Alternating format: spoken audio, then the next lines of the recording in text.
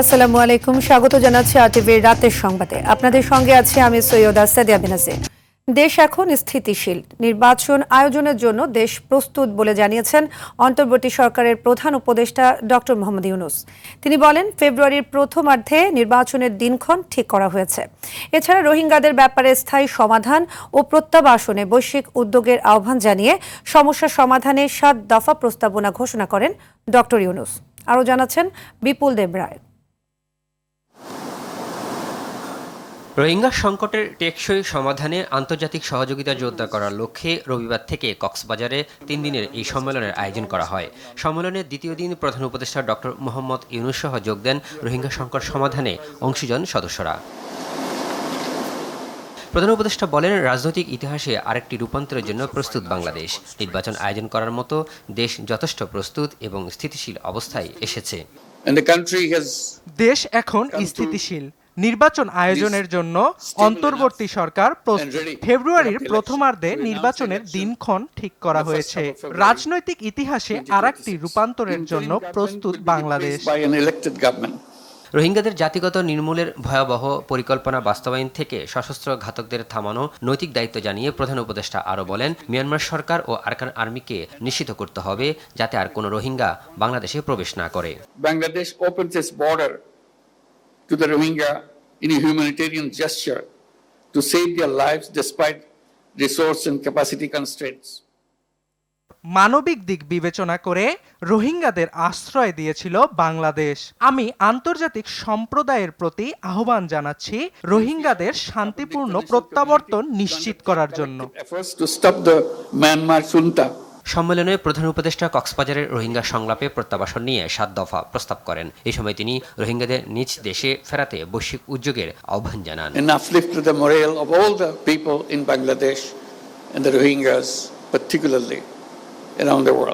বিপুল Debrai, RTV, Dhaka.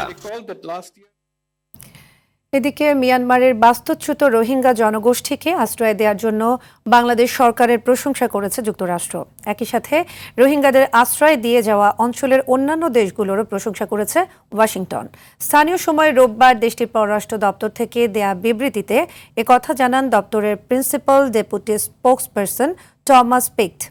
এ সময় যুক্তরাষ্ট্রের তরফে মিয়ানমারের জনগণের প্রতি সংহতি জানানো হয়। পাশাপাশি বাস্তুচ্যুত রোহিঙ্গাদের আশ্রয় দেওয়ার জন্য বাংলাদেশ সরকারকে ধন্যবাদ দেওয়া হয়।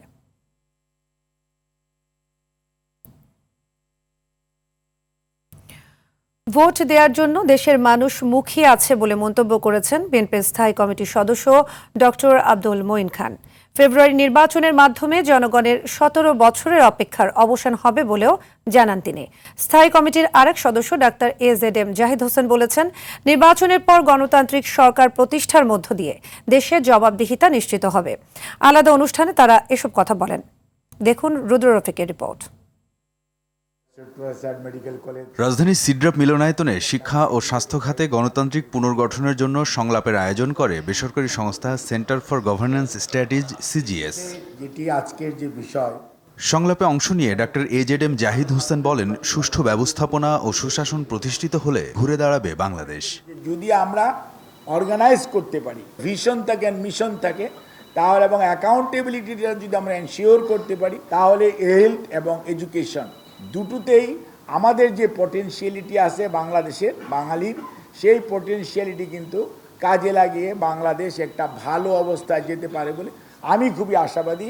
এবং এটা অবশ্যই ইনশাআল্লাহ আগামীতে গণতান্ত্রিক সরকার definitely take care of it. এর আগে জাতীয়তাবাদী মুক্তিযোদ্ধা দলের প্রতিষ্ঠাবার্ষিকী উপলক্ষে শহীদ প্রেসিডেন্ট জিয়াউর রহমানের সমাধিতে শ্রদ্ধা নিবেদন শেষে মঈন খান বলেন, ফেব্রুয়ারিতে জনগণের ভোট দেওয়ার প্রত্যাশা পূরণ হবে। বাংলাদেশের মানুষ বিগত 17 বছর ভোট দিতে পারেনি। বাংলাদেশের মানুষ উন্মুখ হয়ে আছে, তারা ভোট দেবে। ইনশাআল্লাহ আগামী ফেব্রুয়ারিতে তাদের সেই ইচ্ছা পূরণ হবে। গণতন্ত্র ও অর্থনৈতিক মুক্তিকে মুক্তিযুদ্ধের মূল লক্ষ্য উল্লেখ করে মঈন খান বলেন, বিএনপি এ লক্ষ্য সামনে রেখে কাজ করছে। গণতন্ত্রের পথ কুসুমাস্তীর্ণ নয়। রুদ্র রফিক, RTV, ঢাকা।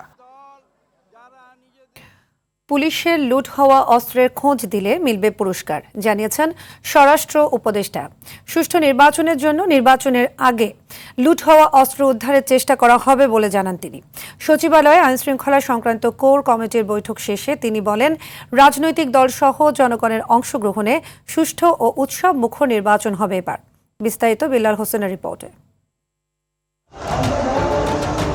5 আগস্ট ছাত্র জনতার অভ্যুত্থানে স্বৈরাচার সরকার পতনের পর বিভিন্ন থানা ফাঁড়িসহ পুলিশের নানা স্থাপনা থেকে 5,750টি আগ্নেয়াস্ত্র লুট হয়। গোলাবারুদ লুট হয় 6,51,609টি, এমন তথ্য রয়েছে স্বরাষ্ট্র মন্ত্রণালয়। শুরু থেকে লুট হওয়া অস্ত্র উদ্ধারে তৎপর সরকার। সচিবালয়ে আইনশৃঙ্খলা সংক্রান্ত কোর কমিটির বৈঠক শেষে স্বরাষ্ট্র উপদেষ্টা ঘোষণা দেন, লুট হওয়া আগ্নেয়াস্ত্রের সন্ধান দিলে মিলবে পুরস্কার। যারা দেবেন তাদের পরিচয় গোপন থাকবে। কারো মাধ্যমে খবর দিলেন, ওখান থেকে পিস্তলটা যদি উদ্ধার হয় তো 50,000 টাকা পাবেন। আর শর্ট গানের ক্ষেত্রেও 50,000, চায়না রাইফেলের ক্ষেত্রে 1 লক্ষ, SMGর ক্ষেত্রে 1 লাখ, LMGর ক্ষেত্রে 5 লাখ, আর গুলি মানে প্রতিটি রাউন্ডের জন্য 500 টাকা। উপদেষ্টা বলেন, রাজনৈতিক দল জনগণের স্বতঃস্ফূর্ত অংশগ্রহণে একটি উৎসবমুখর নির্বাচন করার জন্য চেষ্টা রয়েছে স্বরাষ্ট্র মন্ত্রণালয়ের। নির্বাচনটা সুস্থ নির্ভর করে হলো জনগণ এবং পলিটিক্যাল পার্টির উপরে। এর হলো মেইন জনগণ। আমি সবসময় বলি, জনগণ যেই সময় নির্বাচনমুখী হয়ে যাবে, পলিটিক্যাল পার্টিগুলো যখন নির্বাচনমুখী হয়ে যাবে, সেই সময় এই ধরনের সমস্যাগুলি অনেক কমে যাবে। সবার সাহায্য এবং সহযোগিতায় আমরা একটা সুস্থ শান্তিপূর্ণ নির্বাচন তাড়াতাড়ি উপহার দিতে পারবো। এদিকে রাস্তা বন্ধ করে চলাচল করার অভিযোগে গাজীপুর পুলিশ কমিশনারকে শোকজ করা হয়েছে বলে জানান স্বরাষ্ট্র উপদেষ্টা। কারণ দর্শানো ওইটা উনি। বিল্লাল হোসেন, RTV, ঢাকা। আগামী জাতীয় নির্বাচনে কালো টাকার ব্যবহার বন্ধে এনফোর্সমেন্ট টিম সহ বিশেষ পরিকল্পনা রয়েছে দুদকের। এমন তথ্য জানিয়ে সংস্থাটির চেয়ারম্যান বলেন, ভোট ক্রয় বন্ধে আর্থিক প্রতিষ্ঠান সহ বিভিন্ন উৎসে নজরদারি করা হবে। এমন প্রেক্ষাপটে দুদক চেয়ারম্যান বলেন, নির্বাচন ঘিরে কালো টাকা ছড়াছড়ি বেড়ে যায়। ভোট ক্রয় করতে ভোটার ও প্রার্থীদের উভয় পক্ষের মধ্যে প্রবণতা থাকে, যা বন্ধ করতে কাজ করবে দুদক। এ সময় হলফনামায় মিথ্যা তথ্য দিলে ব্যবস্থা নেওয়ার কথাও জানান চেয়ারম্যান আব্দুল মোমেন। এদিকে শেয়ার বাজার থেকে শত কোটি টাকা আত্মসাতের অভিযোগে মাল্টি সিকিউরিটিজ লিমিটেডের সিইও হাসান তাহের ইমামকে আগামী 28 আগস্ট ফের তলব করে চিঠি দিয়েছে দুদক। বেড়ে যায় বিভিন্ন কারণে, নির্বাচনী প্রচারণা, আমাদের দেশে ভোটার ক্রয় করারও একটা প্রবণতা আছে। ভোটার তো কিছু টাকা চাবেই, কিছু একটা বেনিফিট চাবেই। তো আমাদের আসলে বন্ধ করতে হবে সাপ্লাই সাইডটা। তো সাপ্লাই সাইডটা মানে কারা বন্ধ করবে? যারা টাকা সরবরাহ করে। তো সেক্ষেত্রে আমাদের ব্যাংকিং ইন্টেলিজেন্স আছে, আমাদেরও কিছু ভূমিকা আছে। আমরা চেষ্টা করব যতটা সম্ভব নিয়ন্ত্রণে রাখা যায়। জুলাই আন্দোলনে আহত হয়ে চিরতরে 2 চোখ হারিয়েছেন 11 জন, আর চিরতরে 1 চোখ হারিয়েছেন 493 জন। এমন তথ্য ট্রাইব্যুনালকে জানালেন এক চিকিৎসক। আর এক শহীদের বাবা জানান, হাসপাতালে নেওয়ার পথে অ্যাম্বুলেন্স আটকে পুলিশ তার গুলিবিদ্ধ সন্তানের শরীরে বন্দুকের বাট দিয়ে খুঁচিয়ে খুঁচিয়ে দেখছিলেন মৃত কিনা, কিন্তু সে জীবিত ছিল। মানবতা বিরোধী অপরাধের মামলায় শেখ হাসিনার বিরুদ্ধে দেয়া জবানবন্দিতে এমন তথ্য জানান সাক্ষীরা। GM মাহমুদের রিপোর্টে দেখুন বিস্তারিত। জুলাই আগস্টের মানবতা বিরোধী অপরাধের মামলায় সাবেক প্রধানমন্ত্রী শেখ হাসিনা ও সাবেক স্বরাষ্ট্রমন্ত্রী আসাদুজ্জামান খান কামাল সহ 3 জনের বিরুদ্ধে 8ম দিনের সাক্ষ্য গ্রহণ হয় সোমবার। আন্তর্জাতিক অপরাধ ট্রাইব্যুনাল 1-এ বিচারপতি গোলাম মর্তুজা মজুমদারের নেতৃত্বাধীন 3 সদস্যের বিচারিক প্যানেলে এদিন চক্ষু বিজ্ঞান ইনস্টিটিউটের 2 জন চিকিৎসক, একজন শহীদের বাবা, একজন শহীদের মা এবং একজন জুলাই যোদ্ধা সাক্ষ্য দেন, যেখানে উঠে আসে নানা চাঞ্চল্যকর তথ্য। চোখ হারা আহত ব্যক্তিরা ছিল, যারা অধিকাংশই পিলেট এবং বুলেট বিদ্ধ ছিল। তাদের যে চেহারার বিভৎসতা তার বর্ণনা দিয়েছেন। ওনারা যে পরিসংখ্যানটা দিয়েছেন তাতে দেখা যায় 17 জুলাই থেকে 5 আগস্ট পর্যন্ত যে প্রেজেন্টেশনটা দিয়েছেন তাতে দেখা যায় 1000-এরও বেশি গুলিবিদ্ধ ব্যক্তি চক্ষু চিকিৎসার জন্য তাদের কাছে উপস্থিত হয়েছেন। এছাড়া রামপুরা এলাকায় জুলাই আন্দোলনে সংঘটিত মানবতা বিরোধী অপরাধে 5 পুলিশ সদস্যের বিরুদ্ধে করা মামলায় সাবেক ডিএমপি কমিশনার হাবিবুর রহমান সহ পলাতক 4 আসামিকে হাজির হতে পত্রিকায় বিজ্ঞপ্তি প্রকাশের নির্দেশ দেয় ট্রাইব্যুনাল। 5 জন আসামির মধ্যে 1 জন আটক আছে, বাকি 4 জনকে পাওয়া যায়নি। ওসি রামপুরা সহ এনিয়ার আসছে, তাদের পলাতক হিসাবে গণ্য করে পত্রিকা বিজ্ঞপ্তি দেওয়া হয়েছে। পরবর্তী সোমবার দিন ধার্য হয়েছে। এর আগে সকালে শেখ হাসিনার মামলায় একমাত্র গ্রেপ্তার আসামি বর্তমানে রাজসাক্ষী সাবেক আইজিপি চৌধুরী আব্দুল্লাহ আল মামুনকে এবং রামপুরার মামলায় গ্রেপ্তার এএসআই চঞ্চল চন্দ্র সরকারকে ট্রাইব্যুনালে আনা হয়। GM Mahmud, RTV, Dhaka. ঢাকা বিশ্ববিদ্যালয় ছাত্র সংসদ ডাকসু নির্বাচনে 21 জন প্রার্থী মনোনয়ন প্রত্যাহার করে নিয়েছেন। বিকেলে এ তথ্য জানিয়েছেন প্রধান রিটার্নিং কর্মকর্তা অধ্যাপক ডক্টর মোহাম্মদ জসিমউদ্দিন। তিনি বলেন, এখন পর্যন্ত বড় ধরনের কোনো আচরণবিধি লঙ্ঘনের অভিযোগ দেননি প্রার্থীরা। তবে বিভিন্ন প্যানেলের প্রার্থীরা পাল্টাপাল্টি আচরণবিধি লঙ্ঘনের অভিযোগ তুলে তা নিয়ে কোনো ব্যবস্থা নেওয়া হয়নি বলে জানান। নাজমুল হুদার রিপোর্টে দেখুন বিস্তারিত। ঢাকা বিশ্ববিদ্যালয় ছাত্র সংসদ ঘিরে নির্বাচনী উত্তাপ এখন তুঙ্গে। আজ ভোটারদের সঙ্গে কুশল বিনিময় করেছেন প্রার্থীরা। এদিনই শেষ হয়েছে প্রার্থিতা প্রত্যাহারের সময়সীমা। দলীয় সিদ্ধান্তে আনুগত্য প্রকাশ করে আমি আমার বিপিপদে প্রার্থিতা প্রত্যাহার করে নেওয়ার জন্য আমি আজকে এখানে উপস্থিত হয়েছি। এইবার সর্বোচ্চ সংখ্যক প্রার্থী অংশগ্রহণ করেছে। আমার মনে হয় এটা খুবই ভালো। উৎসবের পরিবেশ আছে বলেই সবাই অংশগ্রহণে এত বেশি আগ্রহী হচ্ছে। মঙ্গলবার চূড়ান্ত প্রার্থী তালিকা প্রকাশ করবে নির্বাচন কমিশন। এদিনই আনুষ্ঠানিকভাবে নির্বাচনী প্রচারণা চালাতে পারবেন প্রার্থীরা। এদিকে নির্বাচনে লেভেল প্লেইং ফিল্ড না থাকারও অভিযোগ করেছেন বিভিন্ন প্যানেলের প্রার্থীরা। আমাদের যারা প্রতিপক্ষ আছে, আমাদের যারা বন্ধুপ্রতিম আছে, তারা ক্রমাগত সাইবার বুলিং করছে, ক্রমাগত মিথ্যা প্রপাগান্ডা করছে, ক্রমাগত সে আগের মতো করে বিষাদগার করছে। আমরা আশঙ্কা করছি বিভিন্ন গুপ্ত সংগঠনের সদস্যবৃন্দ আমাদেরকে নিয়ে মত করার সম্ভাবনা আছে। এজন্য নির্বাচন কমিশনকে বলছি, অতি দ্রুত কোন কোন প্রক্রিয়ার মধ্য দিয়ে হলগুলোতে আমরা নির্বাচনী প্রচারণা কার্যক্রম চালাবো সেটা আপনারা প্রকাশ করেন। ছাত্র দলের ভিপি ক্যান্ডিডেট উনি রিডিং রুমে গিয়ে প্রচারণা চালাচ্ছেন। এখন বিষয়টা অনেক ক্ষেত্রে এরকম দেখা যাচ্ছে যে আগে যেরকম যে আইন সবার জন্য সমান, কিন্তু কারো কারোর জন্য একটা বিশেষ প্রাধান্য। এখনও একই অবস্থা দেখা যাচ্ছে যে আপনার কোথাও কোথাও গিয়ে হাতটা থেমে যাচ্ছে, সেখানে আর হাত নড়াচড়া করতে পারতেছে না। নির্বাচন ঘিরে কোনো ধরনের বৈষম্য দেখা দিলে বিধি মোতাবেক ব্যবস্থা নেওয়ার কথা জানান প্রধান রিটার্নিং কর্মকর্তা। মেজর কোনো ভায়োলেশন হয়নি। বাই দিস টাইম আমরা রঙিন বিলবোর্ডগুলো সরানোর ব্যবস্থা করেছি যাতে মেজর ভায়োলেশন না হয়। সেটা ঠিক রাখার জন্য আমরা চিফ রিটার্নিং অফিসার এবং ওনার টিম সর্বদা কাজ করতেছে। নির্বাচনে প্রথম বর্ষের শিক্ষার্থীরা পেইন স্লিপ দিয়ে ভোট দিতে পারবেন, আর অন্য বর্ষের শিক্ষার্থীরা বিশ্ববিদ্যালয় কার্ড, হল কার্ড বা লাইব্রেরি কার্ড দেখিয়ে ভোট দিতে পারবেন বলে জানান রিটার্নিং কর্মকর্তা। নাজমুল হুদা, RTV, ঢাকা। এদিকে যাচাই বাছাই শেষে জাহাঙ্গীরনগর বিশ্ববিদ্যালয় কেন্দ্রীয় শিক্ষার্থী সংসদ জাকসু নির্বাচনের জন্য 256 প্রার্থীকে বৈধ ঘোষণা করেছে নির্বাচন কমিশন। যাচাই বাছাইতে বাদ পড়েছেন 20 প্রার্থী। কেন্দ্রীয় সংসদে নির্বাচনের 25টি পদের বিপরীতে লড়বেন এই প্রার্থীরা। তবে এখনও হল সংসদ নির্বাচনের বৈধ প্রার্থীর তালিকা ঘোষণা করা হয়নি।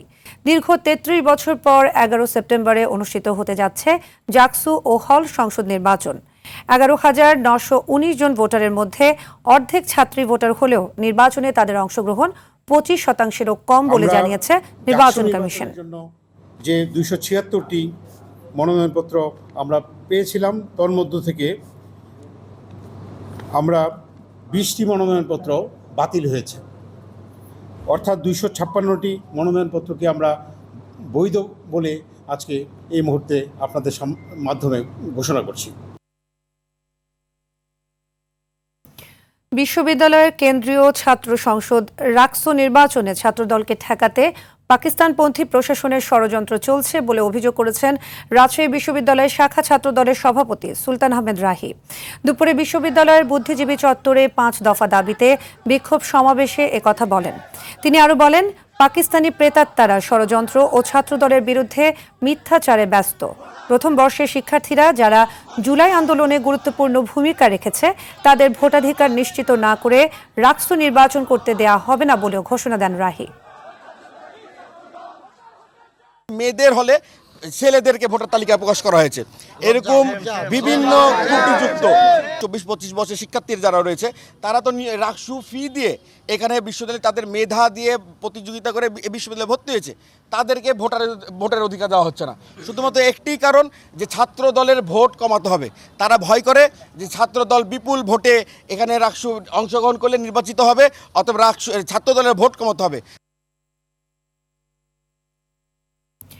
এখন থেকে বাংলাদেশে প্রস্তুতকৃত জীবন রক্ষাকারী সব ওষুধের দাম নির্ধারণ করবে সরকার।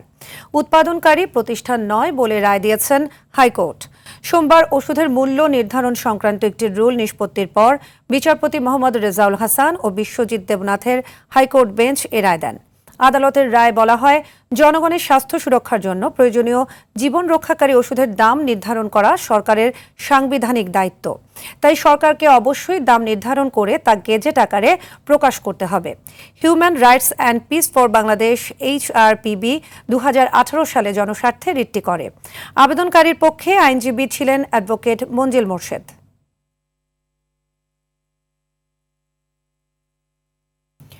রাষ্ট্রপতির আদেশে একসঙ্গে 25 জনকে সুপ্রিম কোর্টের হাইকোর্ট বিভাগে অতিরিক্ত বিচারক হিসেবে নিয়োগ দেওয়া হয়েছে। সোমবার আইন মন্ত্রণালয় এ সংক্রান্ত একটি প্রজ্ঞাপন জারি করে। আইন সচিব শেখ আবু তাহের স্বাক্ষরিত প্রজ্ঞাপনে বলা হয়, সংবিধানের 95-1 অনুচ্ছেদ অনুসারে প্রধান বিচারপতির সঙ্গে পরামর্শ করে এবং সংবিধানের 98 অনুচ্ছেদ অনুযায়ী এই নিয়োগ দেওয়া হয়েছে। নতুন নিয়োগপ্রাপ্ত বিচারকরা শপথ গ্রহণের দিন থেকে 2 বছরের জন্য দায়িত্ব পালন করবেন। নিউ ইয়র্কে বাংলাদেশ কনসুলেট অফিসে ঢোকার সময় তথ্য ও সম্প্রচার উপদেষ্টা মাহফুজ আলমকে হেনস্থার চেষ্টা করেছেন আওয়ামী লীগের কর্মী সমর্থকেরা। নিউ ইয়র্কে স্থানীয় সময় রোববার সন্ধ্যায় এমন অপ্রীতিকর ঘটনা ঘটে। জুলাই গণঅভ্যুত্থানের বর্ষপূর্তি উপলক্ষে বাংলাদেশ কনসুলেট অফিস রোববার এক অনুষ্ঠানের আয়োজন করে। এতে প্রধান অতিথি ছিলেন তথ্য উপদেষ্টা। অনুষ্ঠানে যোগ দিতে অফিসে ঢোকার সময় কনসুলেট অফিসের সামনে আওয়ামী লীগের পতাকা হাতে মাহফুজ আলমের বিরুদ্ধে স্লোগান দিতে থাকে আওয়ামী লীগ কর্মীরা। এ সময় তাকে হেনস্থার পাশাপাশি কনসুলেট ভবনের দরজা ভাঙচুর করে তারা। এরপর ঘটনাস্থল থেকে তাদের সরিয়ে পরিস্থিতি নিয়ন্ত্রণে আনে নিউ ইয়র্ক পুলিশ।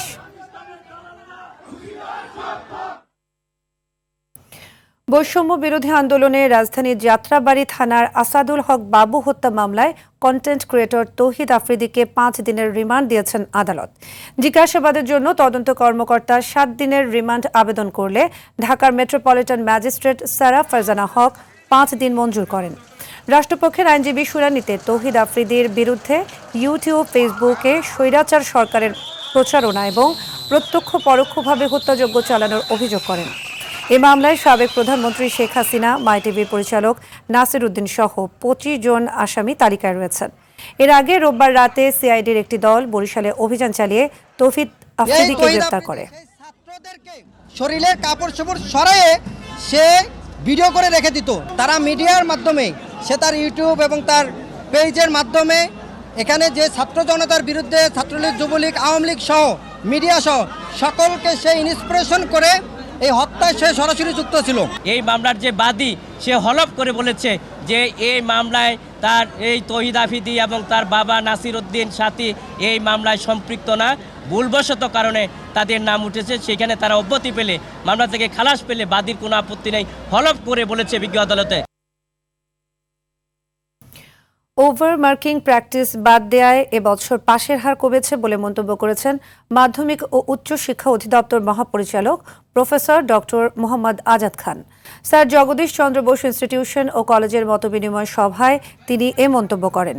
মতবিনিময় সভায় সভাপতিত্ব করেন বিএনপি কেন্দ্রীয় নির্বাহী কমিটির স্বেচ্ছাসেবক বিষয়ক সম্পাদক এবং স্যার জগদীশ চন্দ্র বসু ইনস্টিটিউশন ও কলেজের অ্যাডহক কমিটির সভাপতি মীর শরফত আলী সপু।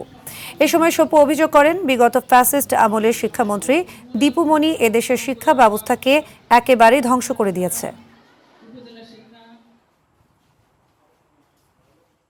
বাংলাদেশের মানুষ যারা আত্মহত্যা দিয়েছে, এদেশের ছাত্র সমাজ থেকে শুরু করে সমস্ত শ্রেণীর লোক ফেসিবাদ বিদায় হয়েছে। এরপরে এই অন্তর্বর্তীকালীন সরকার এসেছেন, এসে ওনারা অনুভব করেছেন যে বর্তমান শিক্ষা প্রতিষ্ঠানকে ধ্বংস করে দিয়েছিল। এই দেশের একজন শিক্ষামন্ত্রী ছিল দীপুমণি, যার কাজ ছিল কমিশন বাণিজ্য।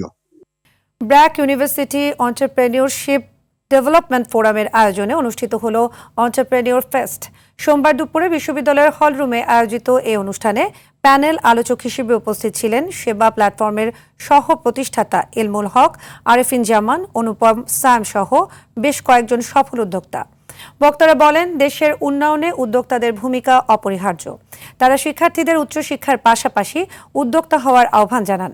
নতুন সমস্যার কার্যকর সমাধানই উদ্যোক্তার সাফল্যের চাবিকাঠি হতে পারে বলে মত দেন আলোচকরা।